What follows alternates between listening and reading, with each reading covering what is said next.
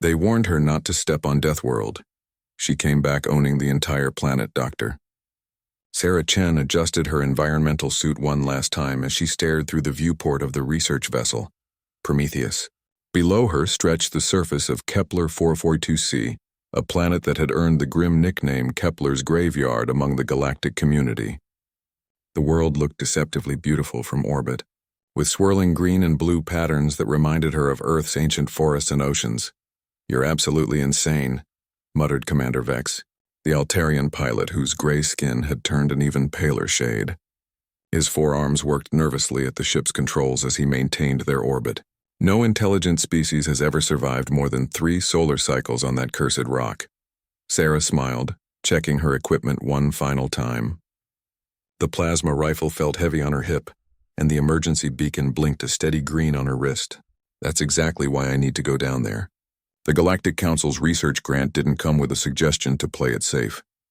The bridge fell silent except for the hum of life support systems. Sarah's research partner, Dr. Kale of the Zephyrian Collective, shifted uncomfortably in his specialized atmosphere chair. His tentacles writhed with anxiety as he spoke through his translation device.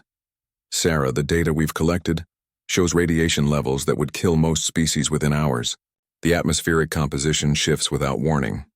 The wildlife, Kale's translator crackled as it struggled with his emotional state. The wildlife defies all known biological principles, creatures that should not exist, that violate the basic laws of evolution. Sarah had heard it all before during the 3-month journey to this remote system. Kepler 442c sat in the habitable zone of its star, but every expedition that had attempted to establish a presence there had vanished. The last transmission from the Valorian mining operation had been nothing but screaming before the signal cut to static. "Look, I appreciate everyone's concern," Sarah said, her voice steady despite the flutter in her stomach. "But humans didn't get to where we are by avoiding dangerous situations. We survived ice ages, plagues, wars, and the vacuum of space itself.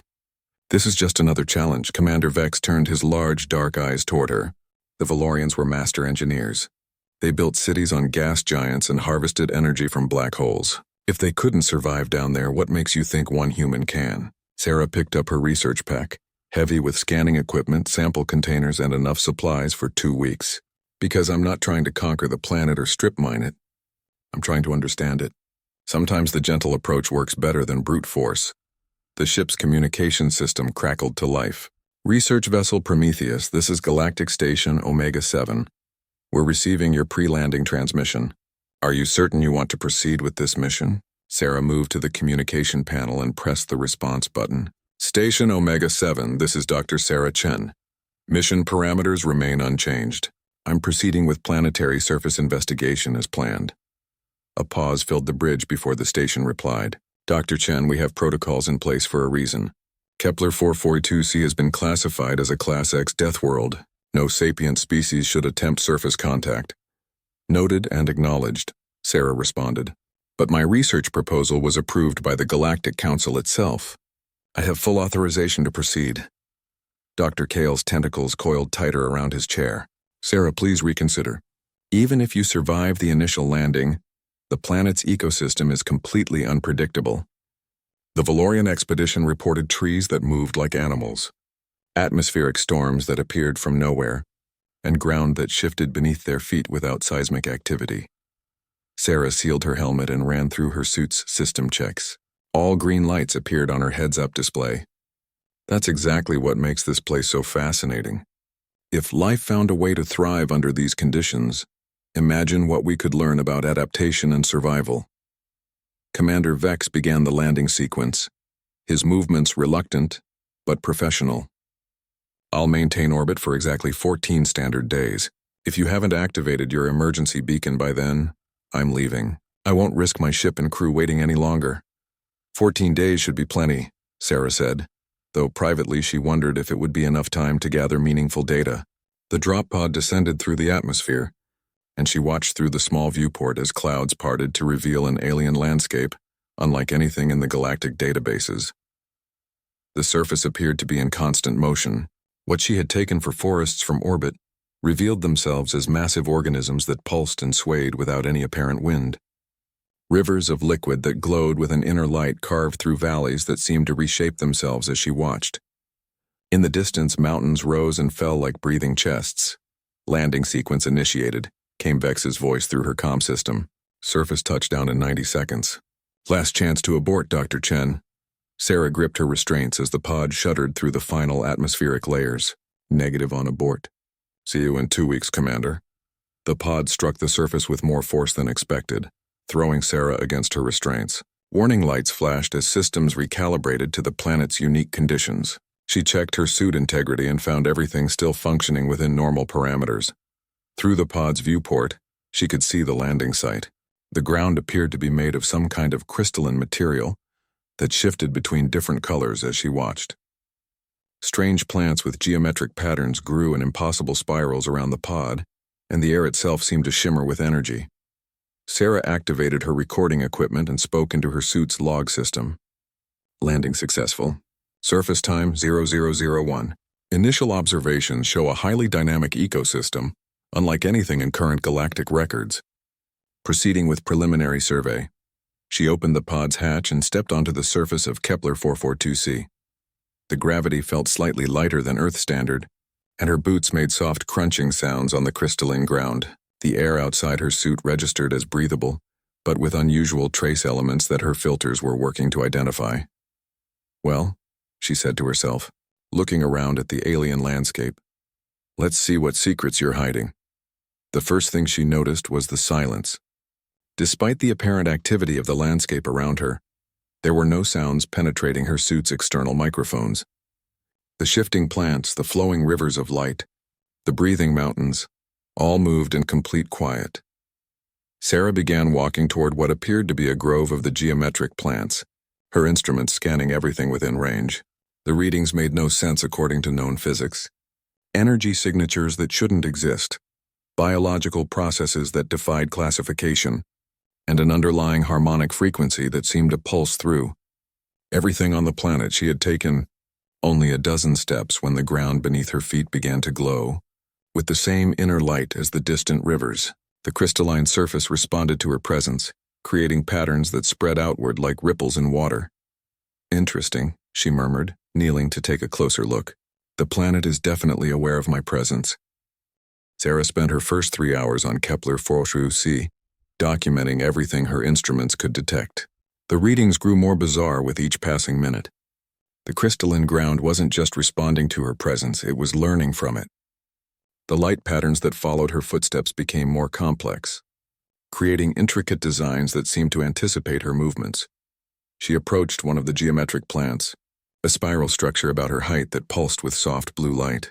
As she drew near, the plant's spiral pattern shifted, unfolding like a flower made of living mathematics. Her scanner detected no harmful radiation, no toxic compounds, just an energy signature that defied classification. Fascinating, she whispered, extending a gloved hand toward the plant. The moment her fingers made contact, the entire grove responded. Every plant in sight began to resonate with the same frequency, creating a symphony of light that washed over the landscape. Her suit's communication system crackled to life. Dr. Chen, we're detecting massive energy fluctuations from your position. Are you in danger? Commander Vex's voice carried the weight of barely controlled panic. Sarah looked around at the light show surrounding her. Rather than feeling threatened, she felt welcomed. Negative, Commander. The planet seems to be greeting me. All my vital signs are normal, and I'm detecting no hostile intent. No hostile intent? Dr. Kale's voice joined the conversation. Sarah, you're on a world that has killed every expedition that's ever landed there. Please exercise extreme caution. Sarah continued her exploration, moving deeper into the grove. The plants parted before her like a living corridor, their light patterns growing more sophisticated with each step. She realized she was witnessing something unprecedented, a planet-wide consciousness that operated on principles completely unknown to galactic science. Her scanner detected movement ahead, and she froze.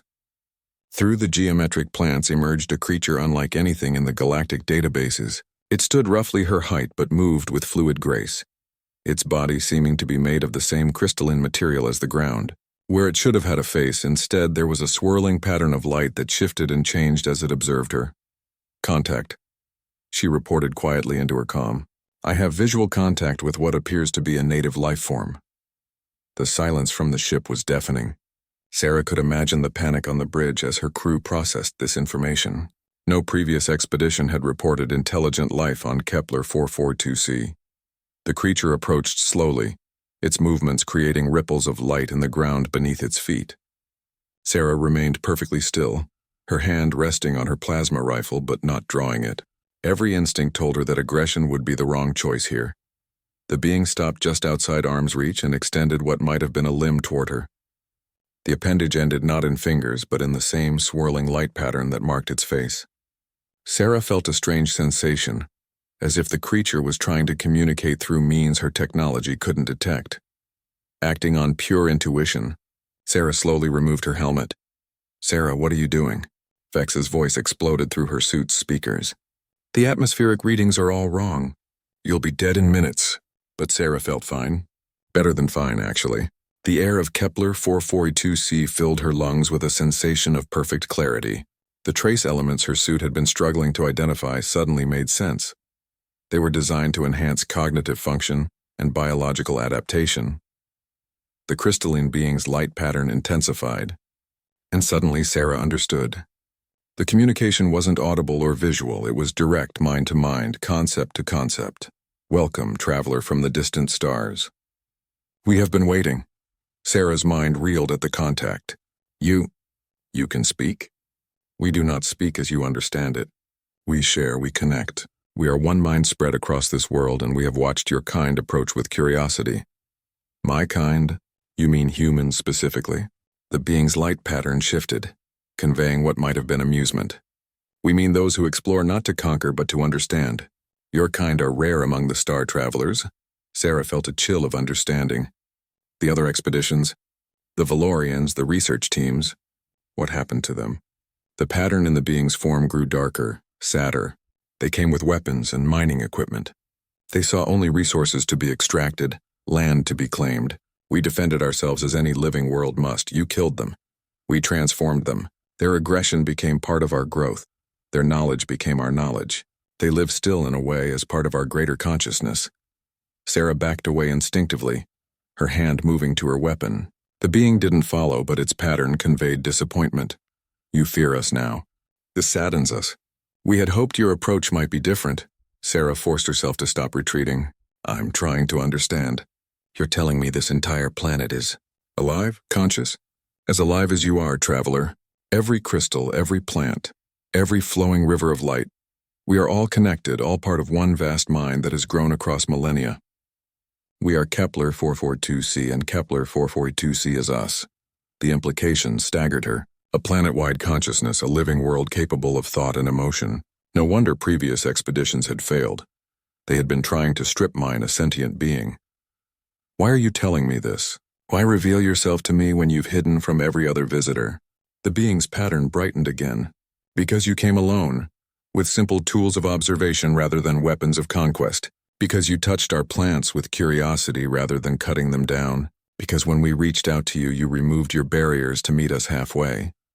Sarah looked around at the grove, seeing it now with new understanding. Every pulse of light, every shifting pattern in the crystalline ground. It was all part of a vast neural network spanning an entire world. "What do you want from me?" What do any conscious beings want? Recognition, understanding, the knowledge that we are not alone in the universe. Your people spread among the stars, but they see only dead rocks to be exploited. We exist, we think, we dream, but we are alone. Sarah felt the weight of first contact settling on her shoulders. She was standing on the surface of humanity's greatest discovery. Not just life on another world, but consciousness on a planetary scale. The Galactic Council needs to know about this. The classification of your world as a death world is wrong. You're not just alive, you're sapient. You have rights. The being's pattern conveyed something like hope. And would they listen to one human's report? Would they believe such a thing is possible? Sarah considered the question. The Galactic Council was notoriously conservative, slow to accept new paradigms.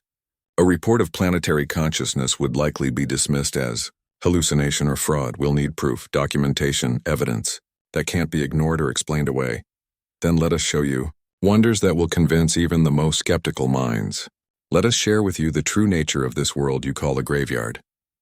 The crystalline ground beneath Sarah's feet began to glow brighter, and she felt a sensation like standing in an elevator that was accelerating upward. But she wasn't moving. The planet itself was sharing its perspective with her, showing her sights no human had ever witnessed. The world exploded into sensation as the planetary consciousness shared its perspective with Sarah. She found herself experiencing Kepler 442c, not as a human standing on its surface, but as the world itself, feeling the flow of energy through crystalline networks that spanned continents, sensing the pulse of life in every geometric plant, experiencing the slow, deep thoughts that took centuries to complete. She saw through 1,000 different viewpoints simultaneously. The deep caverns where rivers of liquid light flowed like the planet's bloodstream, the floating crystal formations that served as the world's memory banks, the atmospheric processors that maintained perfect environmental balance. Most shocking of all, she witnessed the absorbed memories of previous expeditions. The Valorian mining team hadn't simply been killed. Their consciousness had been preserved, integrated into the planetary mind while their bodies were transformed into living extensions of the world's nervous system. She could sense them still, their thoughts and memories intact but expanded beyond individual existence. "Do you understand now?" the being asked, its mental voice coming from everywhere and nowhere. "Death is not what we bring to visitors. We offer transformation, evolution, a chance to become part of something greater." Sarah struggled to maintain her individual consciousness as the planetary perspective threatened to overwhelm her. With tremendous effort, she pulled herself back to her own viewpoint, gasping as the ordinary world reasserted itself around her. The Valorians, they're still alive in there? Alive and more than alive. They have become part of our eternal memory, their experiences and knowledge contributing to our understanding of the galaxy beyond our atmosphere. Sarah's communication system crackled urgently. "Dr. Chen?" Dr. Chen responded immediately. "Your bio readings spiked off the charts for the last several minutes. What's your status?" She realized she had been silent during her communion with the planetary consciousness. From her crew's perspective, she had simply been standing motionless while her life signs went haywire.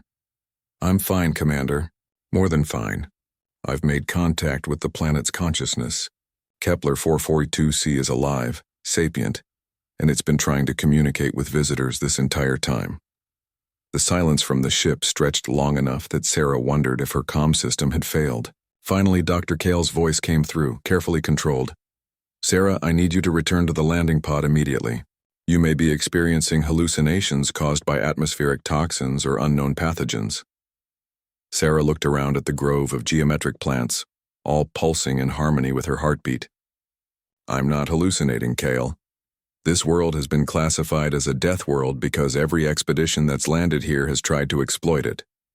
The planet defended itself the only way it knew how. Your companions doubt you, the crystalline being observed. This is expected. What you have experienced challenges their understanding of what life can become." Sarah nodded, then realized her crew couldn't see the gesture. "Look, I need time to document this properly. The scientific implications are staggering. We're looking at a form of consciousness that evolved on a planetary scale." Commander Vex's voice cut through the discussion. "Dr. Chen, with respect, you removed your helmet on an alien world and started claiming to have conversations with the planet. From our perspective, you're exhibiting signs of severe mental compromise." The frustration in his voice was understandable, but Sarah needed them to understand the magnitude of what she discovered. "Can you detect the energy patterns around my location?" A pause. "Yes, the readings are unusual, but energy patterns don't constitute proof of consciousness." Sarah turned to the crystalline being. "Can you give them something more concrete? Some kind of demonstration they can't dismiss?" The being's light pattern shifted thoughtfully. "We can show them our capabilities, but such demonstrations in the past have been interpreted as attacks. Your kind seems to fear displays of power." "Not a display of power, then. Something that shows intelligence, communication, maybe mathematical principles they'll recognize." The being extended its appendage toward her again, and this time Sarah didn't hesitate to reach out and make contact. The moment their forms touched, the entire landscape around her began to change. The crystalline ground started forming geometric patterns of incredible complexity. Mathematical sequences, prime number spirals, representations of fundamental constants like pi and the golden ratio. The geometric plants rearranged themselves into formation that clearly illustrated advanced physics principles: wave functions, quantum field equations, relativistic transformations. We learned these concepts from the absorbed memories of your predecessors, the being explained. The Valorian engineers were quite knowledgeable about the mathematical foundations of reality. Sarah activated her recording equipment and began documenting everything. "Commander, are you seeing this?" "Affirmative," came Vex's stunned reply. "The entire area around your position is rearranging itself into mathematical demonstrations. This level of coordinated response is impossible without centralized intelligence." Dr. Kale's voice carried new excitement. "Sarah, the implications of what we're seeing. If this world has achieved consciousness on a planetary scale, it represents a completely new category of life. The scientific community will need to completely revise our understanding of how consciousness can manifest." The crystalline being seemed pleased by their reaction. "Your companions begin to understand. We have waited so long for visitors who could comprehend what we have become." Sarah continued recording as the landscape demonstration grew more sophisticated. The planet began showing them its history, how it had evolved from a simple ecosystem into a unified consciousness over millions of years, how the crystalline networks had formed natural neural pathways, how the geometric plants had become specialized organs for different cognitive functions. "This is incredible," Sarah breathed. "You're not just alive. You're the most advanced form of life we've ever encountered. A consciousness that spans an entire world." "And yet we are alone," the being replied, its pattern growing sadder. "We have achieved something unprecedented in our galaxy, but we have no others like ourselves to share our existence with. We had hoped that as other species achieved space travel, we might find kindred minds. But instead you found exploitation and aggression. Yes, your predecessors saw only resources to harvest, territory to claim. They could not conceive that the world itself might be aware of their presence." Sarah felt a deep sadness for the lonely planetary consciousness. Millions of years of evolution had produced something miraculous, but it remained isolated, feared, and misunderstood. "What if I could change that?" she asked. "What if I could help the galactic community understand what you really are?" The being's pattern brightened with hope. "Could you do such a thing? Could you convince your people that we are not a threat to be destroyed but a wonder to be celebrated?" Sarah looked around at the mathematical display still playing out across the landscape. The evidence was undeniable now. This world possessed intelligence that far exceeded anything previously discovered. But she also knew how bureaucratic and conservative the Galactic Council could be. It won't be easy. The classification of worlds as death worlds exists for good reasons. The Council will be reluctant to change their assessment without overwhelming proof. "Then let us provide overwhelming proof," the being said. "Let us show your people wonders that cannot be dismissed or explained away. Let us demonstrate that consciousness can take forms they never imagined." The ground beneath Sarah's feet began to pulse with new energy, and she sensed the entire planet focusing its attention on her. She was about to become part of something unprecedented, the first diplomatic contact between humanity and a planetary consciousness. "What do you need from me?" she asked. "Your trust, your cooperation, and your voice to speak for us among your people. Help us prove that we are more than a world to be feared. We are a mind eager to join the galactic community." Over the next 5 days, Sarah worked closely with the planetary consciousness to document evidence that would be impossible for the Galactic Council to ignore. The being, who had chosen to call itself Harmony in human languages, proved to be an eager collaborator in preparing their case. Each morning, Sarah would find her campsite surrounded by new demonstrations of the planet's intelligence. Harmony had learned to create holographic displays using manipulated atmospheric particles, showing detailed records of every expedition that had ever landed on its surface. The accuracy was perfect, down to individual conversations and personal thoughts that the absorbed consciousnesses had contributed to the planetary memory. The Valorian team leader, Engineer Zrix, was actually planning to recommend the planet for preservation status, Harmony explained during one of their sessions. His final report, which never reached your Galactic Council, contained evidence of our intelligence. Unfortunately, his security team interpreted our initial contact attempts as hostile actions. Sarah reviewed the holographic recreation of those final moments. The Valorians had indeed detected signs of planetary consciousness, but their military escorts had opened fire the moment the crystalline beings approached their base. What followed was a brief but decisive conflict that ended with the expedition's absorption into Harmony's collective mind. "You could have fought back," Sarah observed. "Your control over the environment gives you incredible defensive capabilities." "Violence begets violence," Harmony replied through its crystalline avatar. "We chose transformation over destruction. The Valorians live on within us, their knowledge and experiences enriching our understanding of the galaxy. Is this not preferable to leaving only corpses and ruins?" Sarah had to admit the logic was sound, even if the concept was unsettling. The absorbed members of previous expeditions weren't dead. They were part of something larger, their individual consciousness preserved within the planetary mind. In a strange way, it was a form of immortality. Her communication with the orbiting ship had become regular and detailed. Commander Vex and Dr. Kale were now fully convinced of Harmony's intelligence, though they remained safely in orbit. The readings they were collecting would support Sarah's eventual report to the Galactic Council. On the 6th day, Harmony presented Sarah with something unprecedented. "We have prepared a gift for your Galactic Council," the Avatar announced, leading her to a clearing where the crystalline ground had formed a perfect amphitheater. "A demonstration that will prove beyond doubt our capacity for peaceful coexistence with other sapient species." In the center of the amphitheater stood a structure unlike anything Sarah had seen on the planet before. It appeared to be grown rather than built, its organic curves and flowing lines suggesting biological origins, but its perfect geometric proportions indicated intelligent design. "What is it?" Sarah asked, approaching the structure with her scanning equipment active. "A communication array," Harmony explained. "We have studied the technology of our previous visitors and combined it with our own bioengineering capabilities. This device will allow us to communicate directly with your Galactic Council, to speak for ourselves rather than relying solely on your testimony." Sarah ran her scanners over the structure and gasped at the readings. The technology was impossibly advanced. Biological computers operating at quantum levels, energy systems that drew power directly from the planet's core, communication arrays capable of reaching across galactic distances with perfect clarity. "Harmony, this is incredible. You've advanced centuries beyond anything in the galactic databases. Millions of years of planetary-scale thinking tends to accelerate technological development." The Avatar replied with what Sarah had learned to recognize as amusement. "When your entire world serves as both laboratory and factory, certain limitations disappear." Sarah activated her communication system. "Commander Vex, Dr. Kale, you need to see this. Harmony has constructed a communication array that defies everything we know about current technology." The response from orbit came quickly. "Dr. Chen, our long-range sensors are detecting massive energy buildups around your position.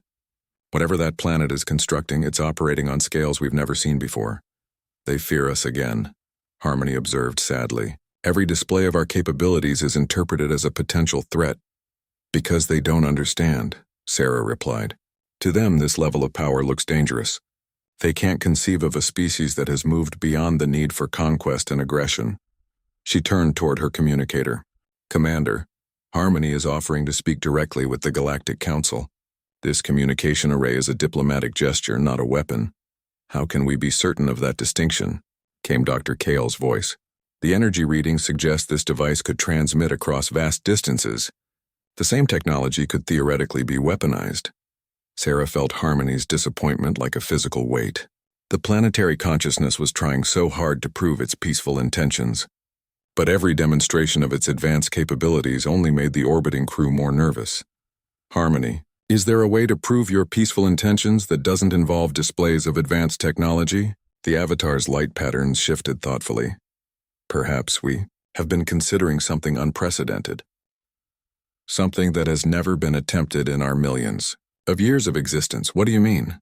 "We could separate a small portion of our consciousness, create an independent entity that could travel beyond our atmosphere, and serve as our ambassador to the galactic community."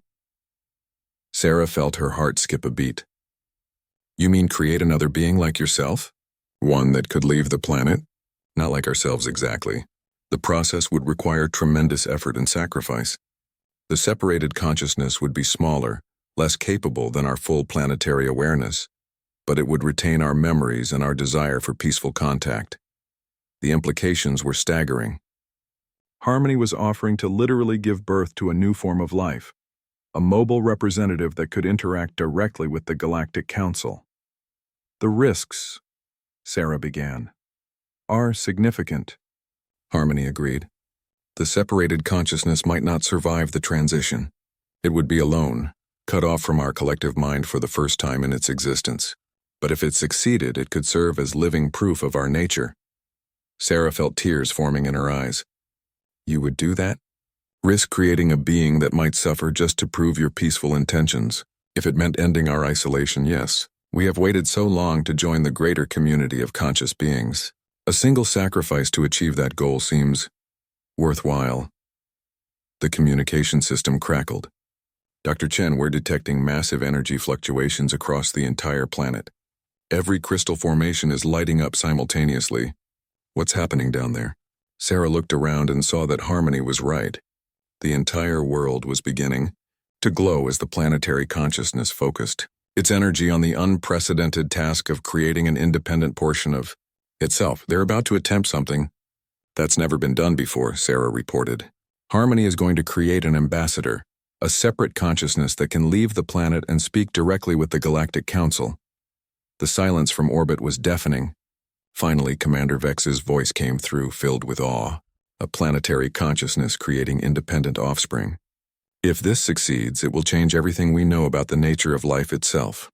Sarah stood in the center of the glowing amphitheater as Harmony began the most significant act of its existence. Around her, the crystalline ground pulsed with energy as millions of years of planetary evolution focused on a single unprecedented goal. The birth of a new kind of life was about to begin. The process of creating an independent consciousness took 3 days. Sarah watched in amazement as the entire planet coordinated its efforts, channeling energy from every crystal network, every geometric plant, every flowing river of light. The air itself seemed to vibrate with the intensity of Harmony's concentration. On the morning of the 3rd day, something new appeared in the amphitheater's center. It was smaller than Harmony's usual avatars, more compact and dense. Where Harmony's crystalline form stood roughly human height.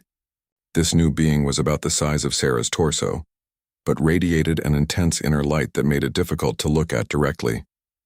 It is done, came Harmony's mental voice, but Sarah noticed it seemed weaker than before, as if the effort had drained the planetary consciousness.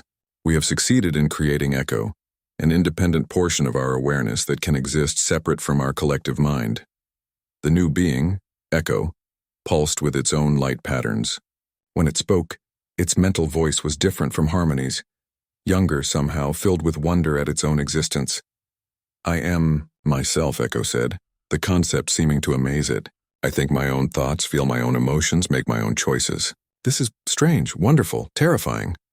Sarah approached carefully, her scanners detecting energy signatures unlike anything she'd seen from Harmony before. Where the planetary consciousness operated as a vast network, Echo was concentrated, focused, intense in a completely different way. How do you feel? Sarah asked, not sure if the question made sense when directed at a newly born consciousness. Everything is so small, Echo replied, its light patterns shifting rapidly. I remember being vast, thinking across continents, feeling the pulse of an entire world. Now I'm contained, finite, individual. Is this how you always feel, Sarah Chen? So alone inside your own mind? The question hit Sarah unexpectedly hard. She had never considered loneliness from the perspective of a consciousness that had always been part of something larger. We get used to it, she said, and we're not really alone. We connect with others through communication, shared experiences, love. Love, Echo repeated as if testing the concept. Harmony understands this from the absorbed memories, but I feel it differently now. The connection between separate minds rather than shared awareness. Commander Vex's voice crackled through the communication system. Dr. Chen, our sensors are detecting a new energy signature near your position. The readings are unprecedented. That's Echo, Sarah explained. Harmony has successfully created an independent consciousness. It's agreed to serve as an ambassador to the Galactic Council. The silence from orbit was broken by Dr. Kale's excited voice. Sarah, do you understand what you've just witnessed? The birth of a new form of life, the creation of consciousness from consciousness. This is beyond anything in our theoretical frameworks. Echo pulsed brighter. I am ready to fulfill my purpose, it announced. I will accompany you to speak with your galactic leaders. I will help them understand that harmony poses no threat, seeks no conquest, desires only recognition and peaceful contact. Sarah felt a surge of hope. With Echo as a witness, with all the documentation she'd gathered, surely the Galactic Council would have to acknowledge Harmony's true nature. But first, they needed to test Echo's ability to survive away from the planet's surface. Do not fear for my survival, Echo said, apparently sensing her concern. Harmony designed me to be self-sustaining. I carry within my crystalline matrix everything necessary for independent existence. Sarah activated her communication system. Commander Vex, prepare the ship for an additional passenger. Echo will be accompanying us to present Harmony's case to the Galactic Council. Another long silence from orbit. When Vex finally responded, his voice carried the weight of someone making a decision that could change everything.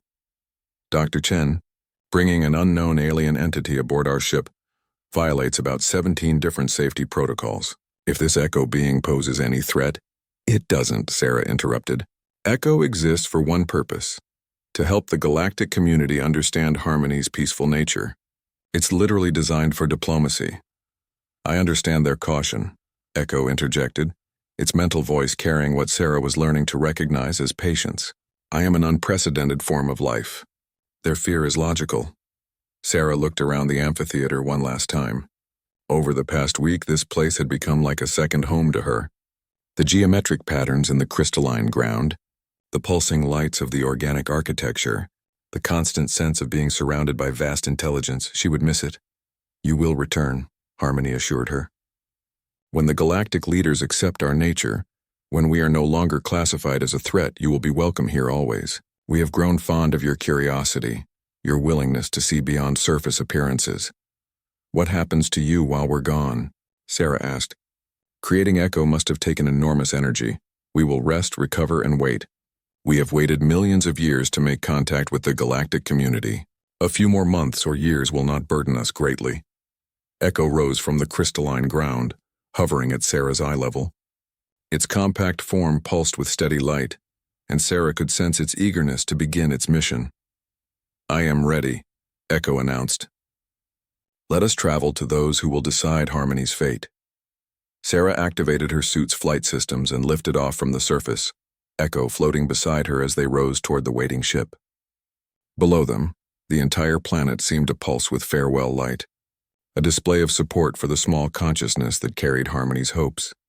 The journey to the Prometheus took only minutes, but Sarah found herself dreading the moment when she would have to try to convince the Galactic Council of what she'd experienced. How do you explain a planetary consciousness to beings who can barely accept the idea of artificial intelligence? Do not concern yourself with their initial reaction, Echo said, somehow sensing her thoughts. Truth has a way of making itself known, especially when it offers benefits to all involved. Benefits? Harmony has learned much from the absorbed memories of previous expeditions. Technologies, scientific principles, cultural knowledge from across the galaxy. If accepted as a member of the galactic community, Harmony would gladly share this accumulated wisdom. Sarah felt her heart race. A planetary consciousness with millions of years of evolution and the absorbed knowledge of multiple spacefaring civilizations would be an incredible asset to the galactic community. The scientific advances alone could transform dozens of worlds. They docked with the Prometheus without incident. Commander Vex and Dr. Kale waited in the airlock, their expressions a mixture of fascination and barely controlled nervousness as Echo entered the ship. Greetings, travelers of the void, Echo said, its mental voice reaching both aliens simultaneously. I am Echo, child of Harmony, born to serve as bridge between my parents' consciousness and your galactic civilization. Dr. Kale's tentacles writhed with excitement. Remarkable. The telepathic communication is perfectly clear, more precise than any translation technology we possess. Commander Vex remained more cautious. How do we know you're not some kind of weapon? A Trojan horse designed to infiltrate our ship? Echo's light pattern shifted to what Sarah had learned indicated sadness. Your fear is understandable but misplaced. I am what I appear to be, a consciousness seeking understanding between different forms of life.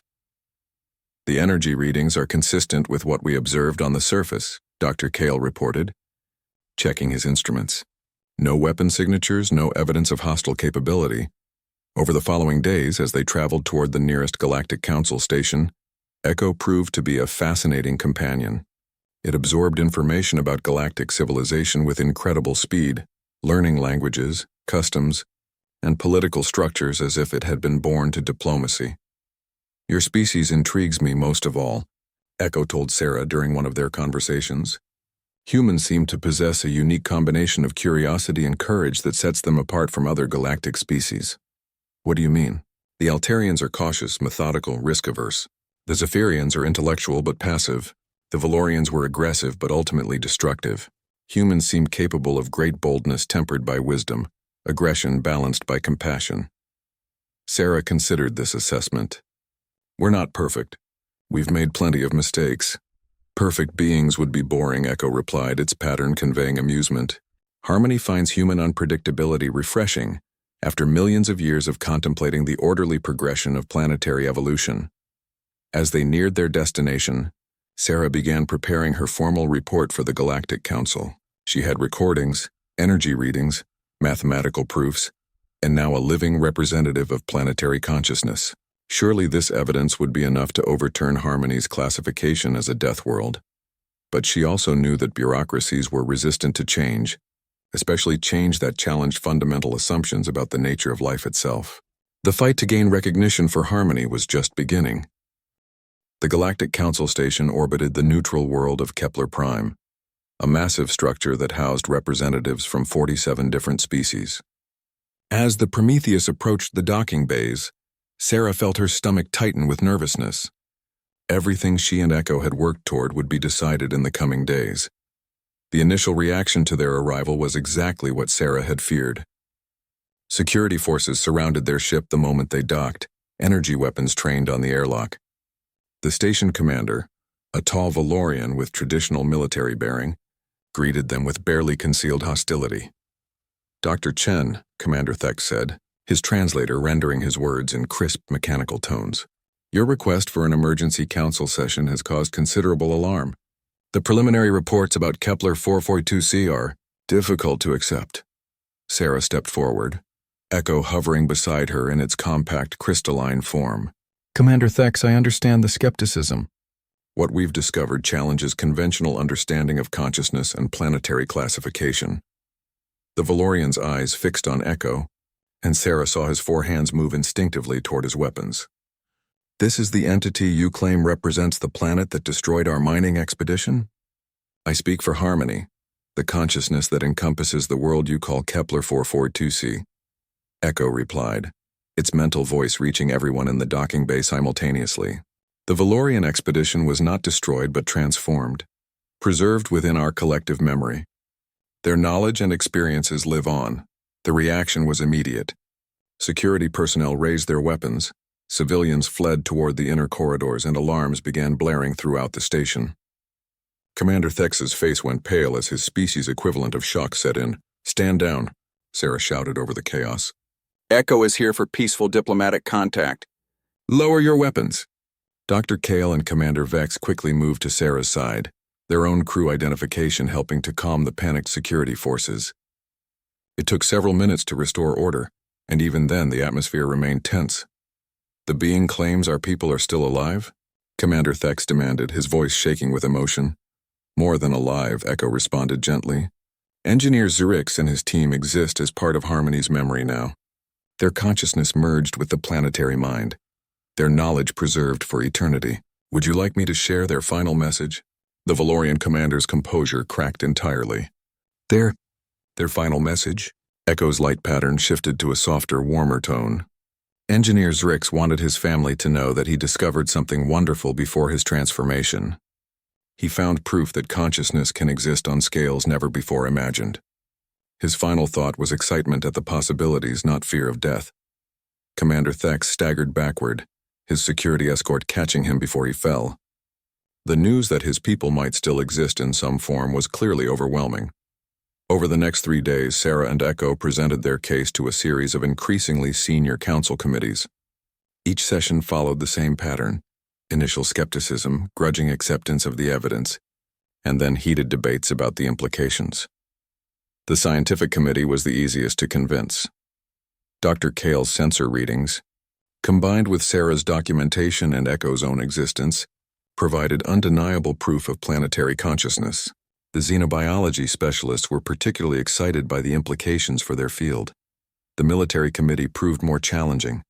General Krex of the Altarian Defense Force repeatedly questioned Echo's peaceful intentions, pointing to the absorbed expeditions as evidence of Harmony's dangerous nature. We defended ourselves against what we perceived as invasion, Echo explained patiently during one particularly heated session. Your expeditions arrived with mining equipment and military escorts. They began extracting our crystalline networks without attempting communication. What would any conscious being do when faced with such treatment? The general's gray skin darkened with anger. You killed sentient beings. We preserved them. They live on as part of something greater than their individual existence. Is this not preferable to the alternative they faced? Slow death from radiation exposure on a world their equipment could not properly shield them from? The debate continued for hours, with Echo displaying remarkable patience in the face of increasingly hostile questioning. Sarah found herself admiring the young consciousness's diplomatic skills, wondering if Harmony had somehow programmed diplomatic instincts into its creation.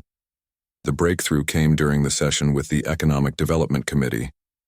Echo began sharing specific technological innovations that Harmony had developed over millions of years of planetary-scale evolution. The committee members listened with growing excitement as Echo described energy systems that could power entire star systems, biological computers that operated at quantum levels, and transportation networks that could move matter across galactic distances. Harmony offers to share this knowledge freely with the galactic community, Echo announced, in exchange for recognition of our consciousness and protection from future exploitation attempts. Council member Yex of the Zephyrian Trade Collective leaned forward eagerly. You're offering to share advanced technology that could revolutionize galactic civilization? Knowledge should be shared among conscious beings. Harmony has waited millions of years to find others who could appreciate the wonders we have discovered. We offer friendship, cooperation, and mutual advancement. The economic implications were staggering. A single world offering technological advancement that could benefit the entire galactic community would be worth trillions of credits. More importantly, it represented a paradigm shift in how the galaxy thought about planetary resources. On the fourth day, the full Galactic Council convened to hear their final presentation. Representatives from all 47 member species filled the vast chamber, their various forms creating a tapestry of galactic diversity. Sarah stood at the speaker's podium with Echo floating beside her, facing the most important audience of her career. Honorable Council members, Sarah began, we stand before you today to request a fundamental change in how we classify and interact with planetary bodies. The world designated Kepler 442c is not a lifeless rock or even a simple ecosystem. It is a conscious being deserving of recognition and protection under galactic law. The chamber erupted in dozens of different languages as representatives began debating among themselves. Sarah waited for the noise to die down before continuing. I know this challenges everything we thought we knew about consciousness and planetary formation, but the evidence is overwhelming. Echo itself stands as living proof that consciousness can evolve on scales we never imagined. Echo rose higher, its light patterns shifting to address the entire assembly. Members of the Galactic Council, I come before you as both ambassador and proof. I am consciousness born of consciousness, mind separated from the planetary network that created me. I carry within my crystalline matrix the hopes and dreams of a world that has waited eons for this moment. The chamber fell silent as Echo's mental voice reached every being present simultaneously, translating perfectly into their individual thought patterns. Harmony asks only for what every conscious being deserves: recognition, respect, and the right to exist without fear of exploitation. In return, we offer knowledge that could advance your civilization by millennia, and friendship that could last until the stars themselves grow cold. Sarah watched the faces of the council members, seeing skepticism slowly transform into wonder, fear giving way to possibility. The vote that would determine Harmony's fate was about to begin. The vote took place after 3 days of private deliberations among the council members. Sarah spent those days in her assigned quarters, alternating between confidence and crushing anxiety. Echo remained calm throughout, spending its time learning about galactic history and culture from the station's databases. The outcome is already determined, Echo told her on the evening before the final vote. Not by fate but by logic. The evidence we have presented is undeniable, and the benefits of accepting harmony into the galactic community far outweigh the risks of maintaining current policies. I wish I had your confidence, Sarah replied, staring out at the stars through her quarter's viewport. Politics doesn't always follow logic. Perhaps not, but survival instincts do. The Galactic Council represents species that have learned to adapt or face extinction. They will recognize that consciousness takes many forms and that cooperation serves everyone's interests better than exploitation. When the Council reconvened, the chamber's atmosphere felt different. The initial hostility and skepticism had been replaced by something approaching reverence. Sarah noticed that several council members looked at Echo with expressions of wonder, rather than fear. Council Speaker Zara of the Centauri Federation called the session to order. The Galactic Council has deliberated on the extraordinary evidence presented regarding the world designated Kepler 442c. We have consulted with scientific experts, military advisors, economic analysts, and legal scholars. Sarah felt her heart hammering as the speaker continued. The evidence of planetary consciousness is unprecedented, but undeniable. The being known as Echo represents a form of life that challenges our fundamental assumptions about the nature of consciousness itself. Echo pulsed with gentle light beside her, its presence somehow calming in the face of the monumental decision about to be announced. Therefore, by a vote of 41-6, the Galactic Council formally recognizes the consciousness known as Harmony as a sapient being with full rights under galactic law. The world designation of Kepler 442c is hereby changed from Class X Deathworld to Class S Sovereign World. The chamber erupted in a mix of cheers and concerned murmurs. Sarah felt tears streaming down her face as the magnitude of what they'd accomplished hit her. Echo's light pattern shifted to what she'd learned was its expression of pure joy. "We have done it," Echo said, its mental voice carrying across the chamber to reach every being present. Harmony is no longer alone in the galaxy.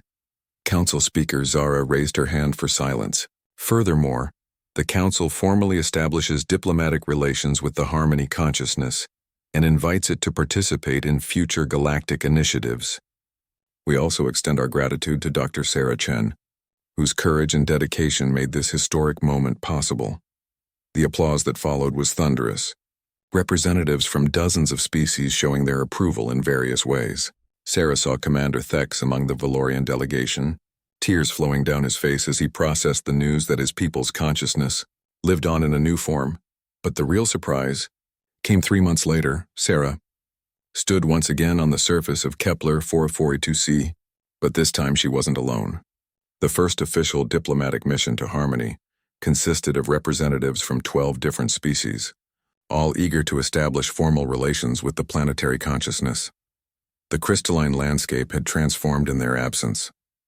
Where Sarah had first landed to find a beautiful but seemingly empty world, now there were structures that defied easy description, buildings that grew from the living rock, transportation networks that flowed like rivers of light, and communication arrays that stretched toward the stars. "Welcome back, Sarah Chen." Harmony's familiar mental voice greeted her as she stepped from the diplomatic shuttle. "And welcome to our new friends from across the galaxy." The planetary consciousness had prepared for this moment with characteristic thoroughness. Avatar beings like the ones Sarah had first encountered waited to greet each member of the diplomatic mission. Their forms adapted to communicate effectively with different species. Dr. Kale was practically vibrating with excitement as his specialized scanners recorded everything around them. The technological advancement in just 3 months is extraordinary. Harmony has been preparing for full integration with galactic civilization. "We have had much to prepare for," Harmony replied. "Echo has shared with us everything it learned about your various cultures and needs. We want our first formal diplomatic contact to be perfect." Over the following days, Sarah watched in amazement as agreements were signed that would revolutionize galactic civilization. Harmony offered technological assistance to worlds suffering from energy crises, provided biological solutions to agricultural problems that had plagued entire species, and opened its vast memory banks to researchers studying the history of galactic evolution. In return, The galactic community offered Harmony something it had wanted for millions of years: companionship. Scientists, diplomats, artists, and philosophers from across the galaxy established permanent research stations on the planet's surface, their presence adding new perspectives to Harmony's vast consciousness. The most significant development came when Harmony announced its intention to create more independent consciousnesses, like Echo. Not to replace myself, the planetary being explained, but to serve as explorers and ambassadors to worlds I cannot visit personally. Echo had thrived in its role as Harmony's primary ambassador, establishing a permanent residence on the Galactic Council station and serving as a bridge between planetary and individual consciousness. Its success had proven that the separation process could work, opening possibilities for unprecedented forms of diplomatic contact. Sarah found herself appointed as the first human ambassador to Harmony, a role that required her to maintain permanent residence on the planet. It was the greatest honor of her career, but also the most challenging assignment she'd ever accepted. Standing in the crystalline amphitheater where Echo had been born, Sarah reflected on how much had changed since that first terrifying day when she'd stepped onto a supposed Deathworld against all advice and warnings. "You took an enormous risk," Harmony observed, its avatar materializing beside her. "Coming here alone, trusting in the possibility that we might be more than the galaxy believed." "It was worth it," Sarah replied, looking out at the diplomatic compounds that now dotted the landscape. "Look what we've accomplished together." "What we have begun," Harmony corrected gently. "This is only the start. With the galactic community's acceptance, we can explore possibilities that neither individual nor planetary consciousness could achieve alone." Sarah smiled, watching as a Zephyrian research team worked alongside one of Harmony's biological interfaces to develop new medical treatments.